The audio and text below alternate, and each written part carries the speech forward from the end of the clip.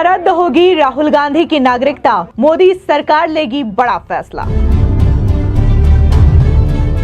Allahabad high court ने मोदी सरकार से मांगी रिपोर्ट।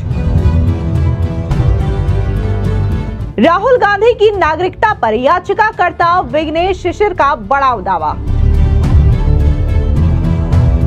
विघ्नेश ने कहा, राहुल गांधी की नागरिकता रद्द होगी, मेरे पास ठोस सबूत है।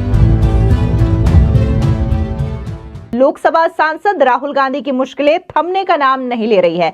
जहां लगातार उनकी नागरिकता को लेकर के सवाल उठ रहे हैं और अब तो ये कहा जा रहा है कि चूंकि याचिकाकर्ता विघ्नेश ने यह दावा कर दिया है कि उनके पास अहम सबूत है, ठोस सबूत है, जिससे कि राहुल गांधी की नागरिकता रद्द हो सकती है, तो ऐसे में यह माना जा रहा है कि क्या राहुल गांधी की नागरिकता वाकई में खतरे में है, क्योंकि इसको लेकर के इलाहाबाद हाईकोर्ट में सुनवाई हुई है और अब इलाहाबाद हाईकोर्ट ने मोदी सरकार से जवाब मांगा है और इसको लेकर के मोदी सरकार ने समय मांगा है, जिसके बाद वो अपना जवाब दाखिल करेंगे और कोर्ट का फैसला सामने आएगा। लेकिन वहीं दूसरी ओर अगर हम राहुल गांधी की दूसरी बड़ी मुसीबत की बात करें तो संसद में जो धक्का मुक्की का कांड हुआ है, इस मामले में भी राहुल गांधी की मुश्किलें थमने का नाम नहीं ले रही है। दरअसल आपको बता दें कि राहुल गांधी के खिलाफ बीजेपी के सांसदों ने एफआईआर दर्ज कर दी है। बीएनएस के कई धाराओं के तहत राहुल गांधी के खिलाफ एफआईआर दर्ज की गई है, जिसमें माना जा रहा है कि यह राहुल गांधी के लिए काफी ज्यादा टेंशन बढ़ाने वाली बात है।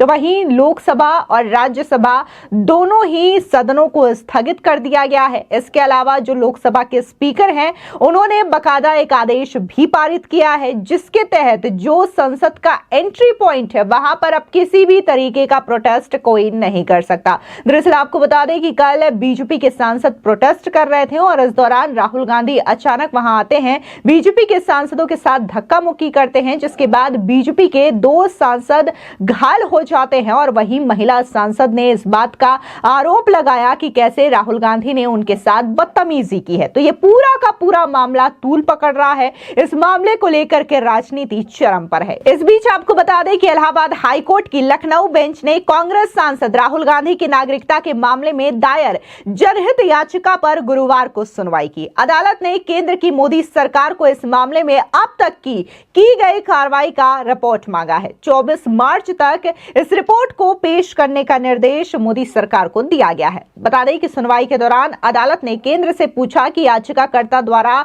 दिए गए आवेदन पर क्या कदम उठाए गए हैं। मामले में अगली सुनवाई के लिए केंद्र को निर्धारित समय सीमा के भीतर जवाब दाखिल करने को कहा गया है।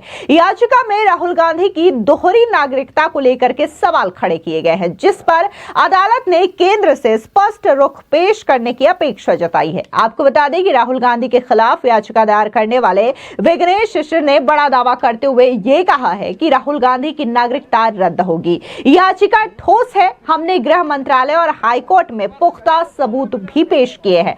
भारत सरकार ने मामले पर ब्रिटेन सरकार से भी संपर्क किया है, लेकिन वहां से अब तक जवाब नहीं आया है और कुछ गोपनीय साक्ष्य भी सीबीआई को सौंपे गए हैं।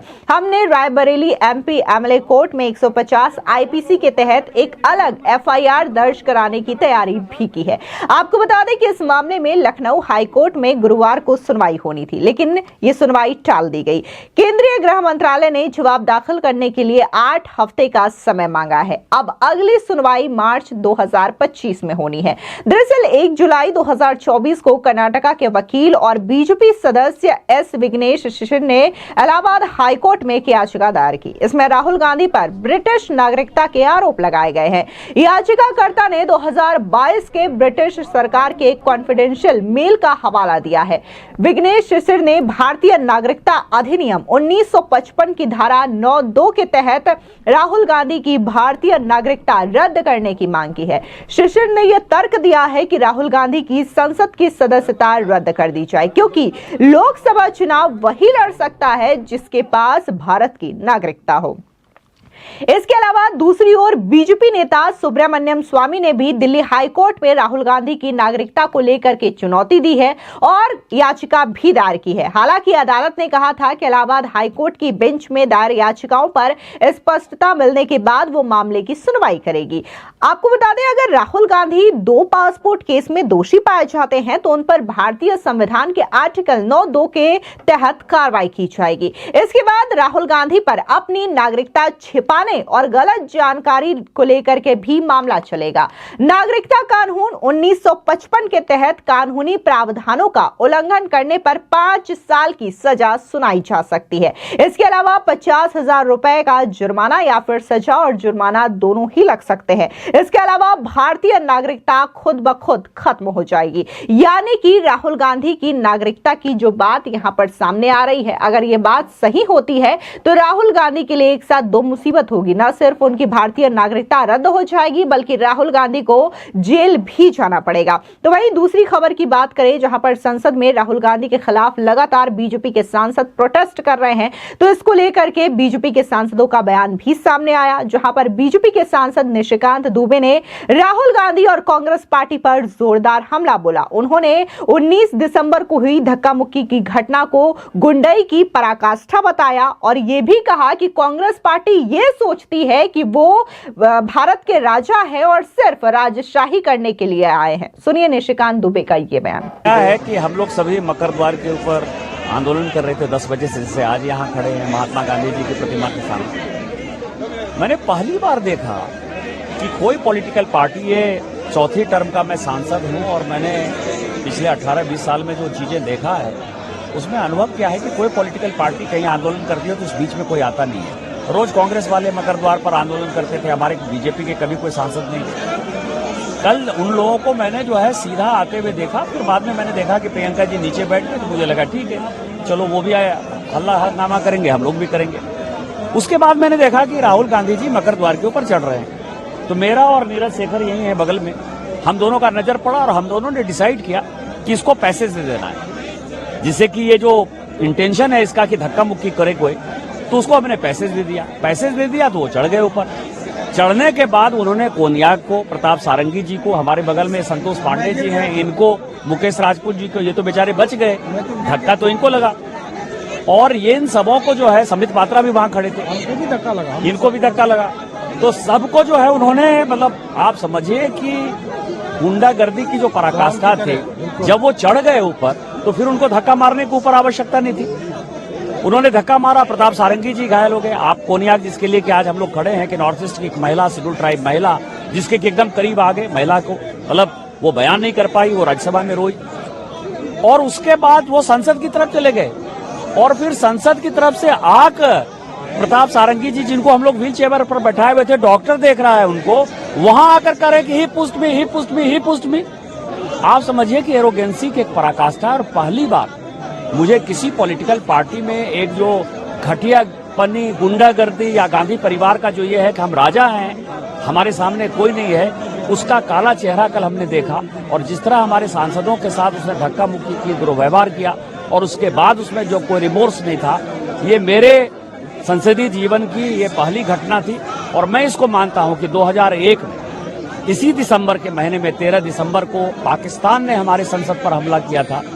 19 दिसंबर को गांधी परिवार ने 2024 में उन चीजों को दोहराया और अब तो वो अर्बन नक्सल की तरह यहां घुस गया है। कल देवेंद्र फडणवीस जी ने जो कल बयान दिया है महाराष्ट्र के असेंबली में, वो बहुत ही डिजास्टर्स है कि अर्बन नक्सलवाद के साथ, विदेशी लोगों के साथ काठमांडू में किस तरह से मीटिंग हुई। और जितने ये मुद्दे हैं, चाहे वो मुद्दे कास्ट सेंसस का उठा रहे हों, अंबेडकर जी का उठा रहे हों, ईवीएम का उठा रहे हों, पेगासस का मुद्दा उठा रहे हों, अडानी का मुद्दा उठा रहे हैं, ये सारे मुद्दे कैसे उठाकर देश को अलग भागों में कैसे विभक्त करना है, कैसे अलग कश्मीर बनाना है, कैसे अलग खालिस्तान बनाना है, कैसे अलग नॉर्थ ईस्ट बनाना है, ये जो विदेशी ताकतों के साथ सोरोस का मुद्दा मैंने उठाया था, ये राहुल गांधी और कांग्रेस पार्टी है, ये बहुत ही दुर्भाग्यपूर्ण है और देश को समझने वाली है। और मैं तो माननीय प्रधानमंत्री जी से आग्रह करूंगा कि हम लोगों की बात माने और इस पर एक बड़ी कमेटी जो है, एक जांच कमेटी बैठानी चाहिए और ये जितने देश तोड़ने वाले लोग हैं उन सबों को सलाखों के पीछे डालना चाहिए। सर, आपने कोई नोटिस वगैरह भी दिया है या इस पूरी घटना को लेके, जिस तरह से पूरी घटना हुई? मैंने प्रिविलेज मोशन दिया है, क्योंकि कोई भी सांसद यदि बोलता है पार्लियामेंट के अंदर तो वो अपनी बातें कहता है और उस बातों को तथ्यात्मक तौर पर ही आपको पूरा वीडियो डालना है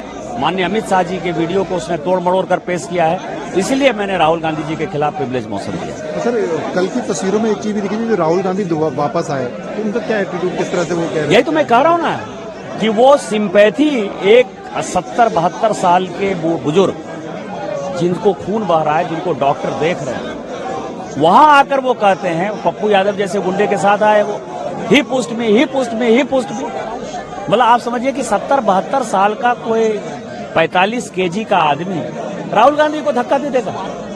और राहुल गांधी जी सिंपैथी के एक शब्द, मान लीजिए धक्का दे ही दिया आपको, तो सिंपैथी के एक शब्द तो बोलते हैं। ये एरोगेंसी है, ये दिखाता है कि गांधी परिवार अपने आप को आज भी ये मानता है कि वो राजा है, राज करने के लिए आया है और वो जीवन में कुछ भी कर सकता है। इसके अलावा बीजेपी के राज्यसभा सांसद सुधांशु त्रिवेदी का बयान भी सामने आया। दरअसल वो भी इस प्रोटेस्ट में शामिल हुए और उन्होंने 19 दिसंबर की जो घटना हुई है, जहां पर राहुल गांधी ने धक्का मुक्की किया है, इसको पूरी तरीके से दुर्भाग्यपूर्ण बताया और ये कहा कि इतने साल का इतिहास उनका रहा है लोकसभा राज्यसभा में, लेकिन इस तरीके का दिन उन्होंने कभी भी लोकतंत्र में नहीं देखा। सुनिए सुधांशु त्रिवेदी का ये बयान। कल की घटना बहुत दुर्भाग्यपूर्ण थी।